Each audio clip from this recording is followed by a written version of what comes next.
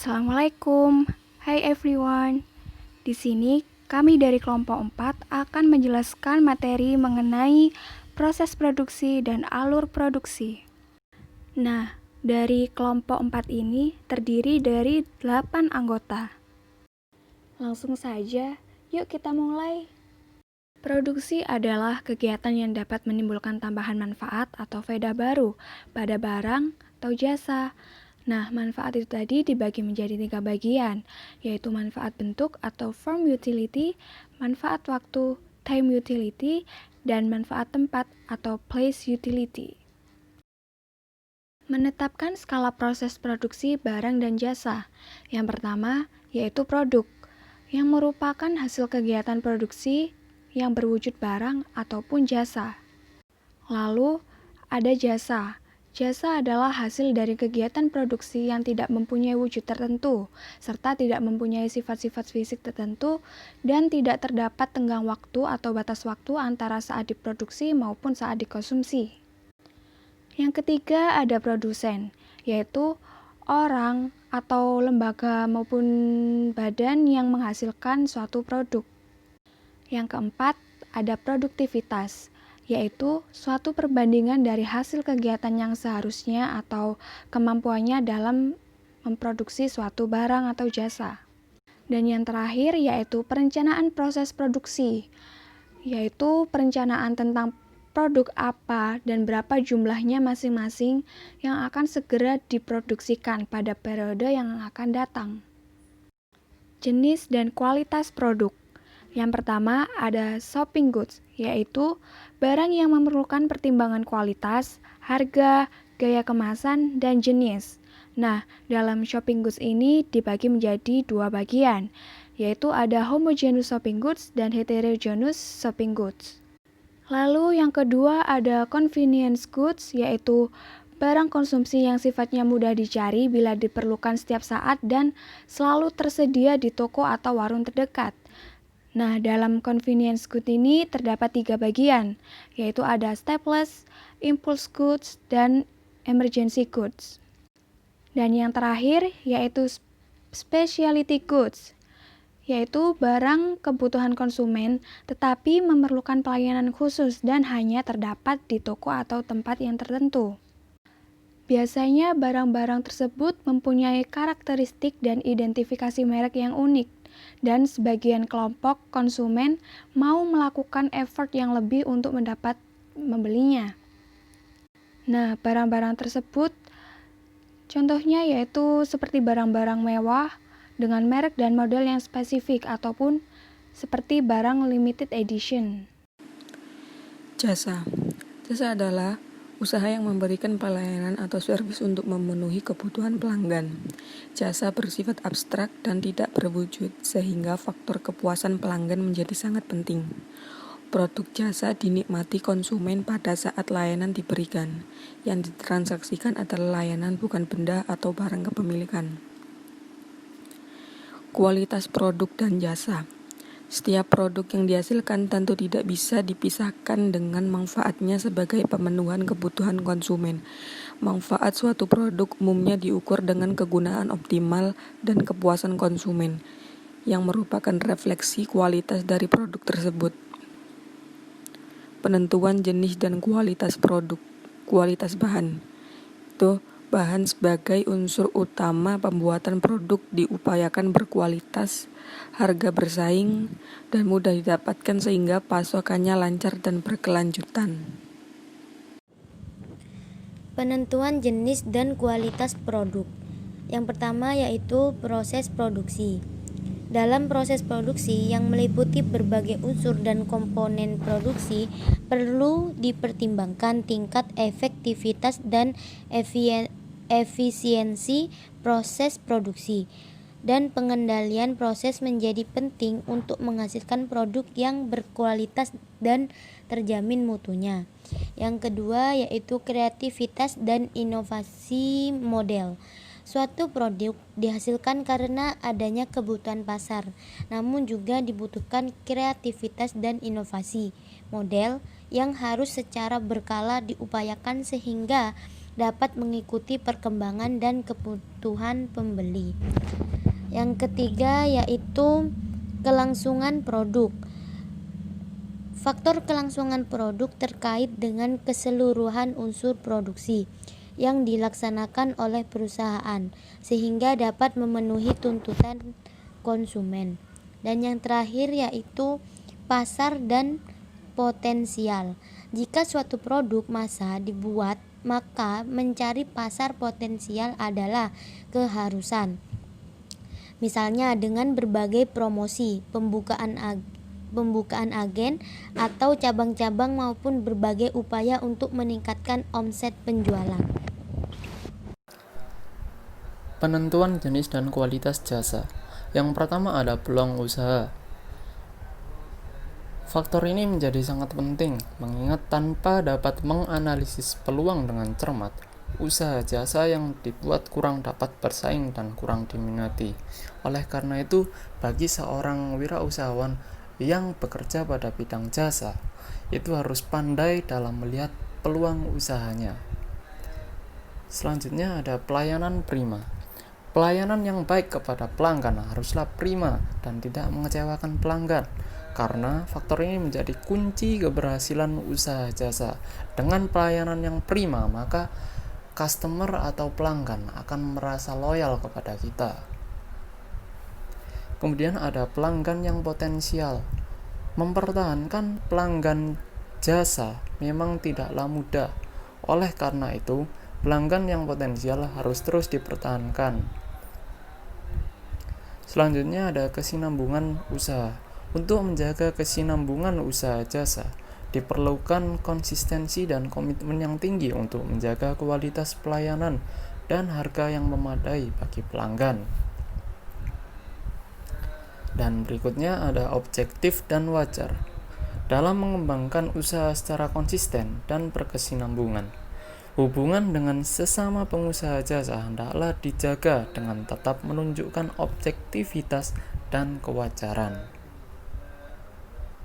Nah, yang dimaksud dengan persediaan bahan yaitu barang-barang yang harus ada sebelum diperlukan. Itu meliputi apa saja? Yang pertama, ada bahan mentah. Kedua, ada benda kerja. Yang ketiga, ada bahan pembantu. Dan yang terakhir, ada barang jadi.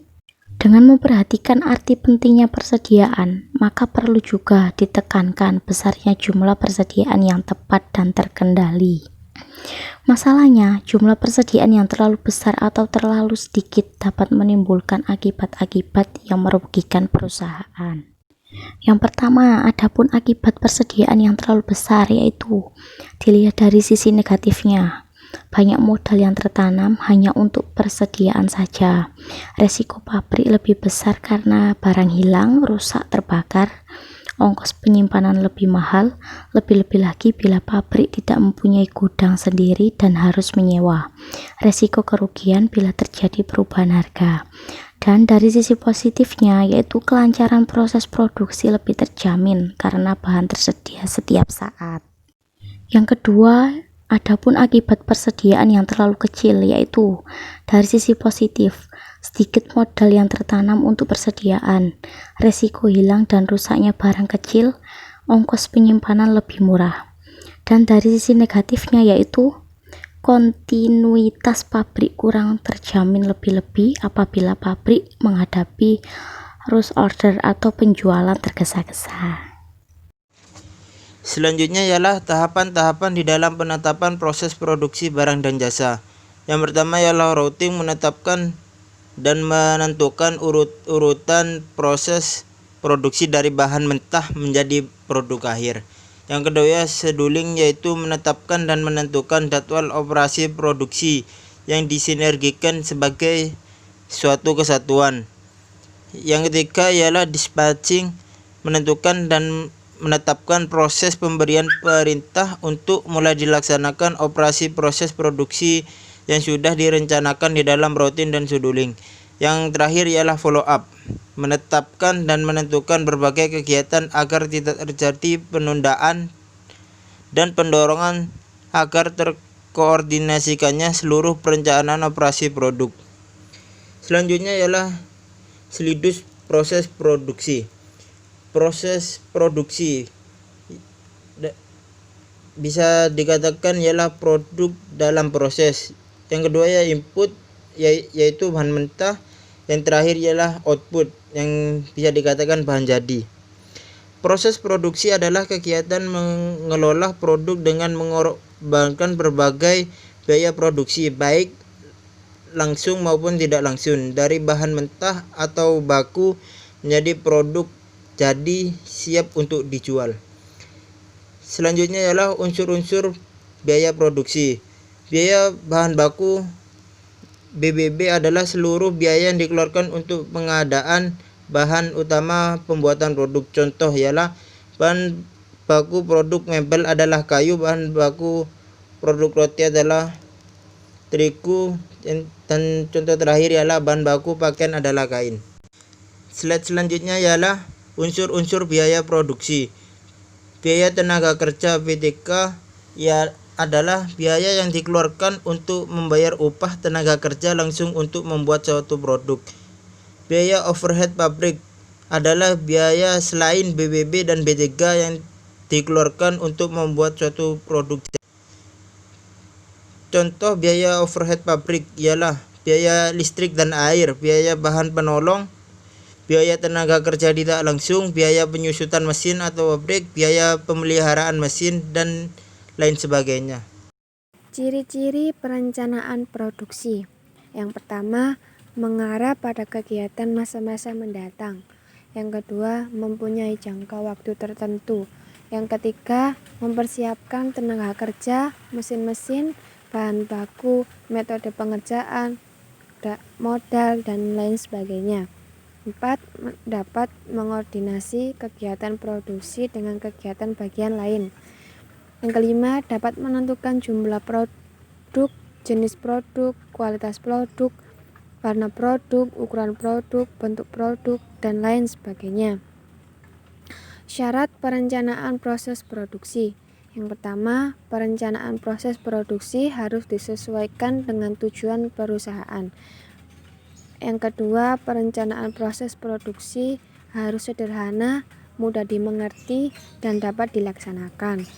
Yang ketiga, perencanaan proses produksi harus memberikan analisis dan klasifikasi kegiatan. Berikutnya, perencanaan proses produksi. Yang pertama, prosedur persiapan. Wirausahawan terlebih dahulu memikirkan produk yang akan dibuat. Yang kedua, penyaringan gagasan. Wirausahawan harus memiliki gagasan dengan penyaringan yang baik. Analisis gagasan. Wirausahawan diharapkan untuk menganalisis gagasan yang dipilih untuk bisa mengetahui potensi terhadap produk. Yang keempat, percobaan produk, yaitu wirausahawan untuk bisa mewujudkan gagasan ke dalam kegiatan konkret. Yang kelima, komersialisasi produk, yaitu mulai pemberian merek produk, kemasan produk, penetapan harga, promosi, dan distribusi. Macam-macam proses produksi ada dua macam. Produksi terus-menerus, produksi terputus-putus. Produksi terus-menerus ialah tahapan yang dalam mengelola bahan terus bergerak hingga menghasilkan sebuah produk. Produksi terputus-putus ialah sekumpulan komponen bahkan lebih yang akan diproses atau sedang menunggu dan membutuhkan persediaan barang. Perencanaan luas produksi ialah merupakan masalah penentuan terhadap seberapa banyak jumlah atau volume produksi yang harus dihasilkan dalam periode atau tahunan tertentu. Faktor-faktornya itu bahan baku yang tersedia, ketersediaan tenaga kerja, dana yang diperlukan, besarnya potensi dasar yang tersedia. Model analisis yang dapat digunakan adalah analisis break-even point. Break-even point adalah suatu cara analisis untuk mencari hubungan antara biaya tetap, biaya variabel, keuntungan, dan volume penjualan. Unsur-unsurnya dalam perhitungannya itu penggolongan biaya dalam perusahaan menjadi biaya tetap dan biaya variabel. Besarnya biaya variabel secara total berubah-ubah sebanding dengan volume produksi. Selama periode pelaksanaan analisis, harga jual per unit tidak berubah. Perusahaan hanya memproduksi satu macam produk. Penyimpanan produk itu untuk menghindarkan adanya kerusakan, untuk tujuan spekulasi di dalam usaha, untuk menjaga kelancaran atau kontinuitas perusahaan, untuk menghemat hanya dengan melakukan pembelian produk dalam jumlah besar. Terima kasih, mohon maaf apabila ada kesalahan kata dalam berbicara. Assalamualaikum warahmatullahi wabarakatuh.